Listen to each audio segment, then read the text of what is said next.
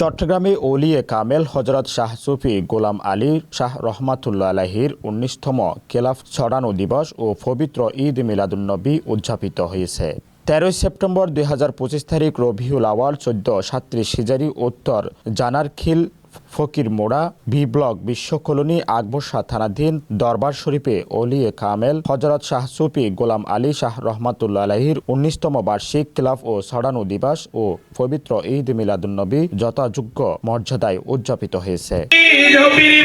অনুষ্ঠানে সভাপতিত্ব করেন অত্র দরবার শরীফের গদিনশীন ফিরে তরিকত মোহাম্মদ সালাউদ্দিন ফকির মাইজভান্ডারী। প্রধান অতিথি হিসেবে উপস্থিত ছিলেন ফিরে গফুর শাহ রহমাতুল্লাহ আলাইহির বড় শাহজাদা মোহাম্মদ লোকমান হোসেন চিশতি। বিশেষ অতিথি হিসেবে উপস্থিত ছিলেন খলিফে আজমির শরীফ আব্দুল আকের সিদ্দিকী চিশতি।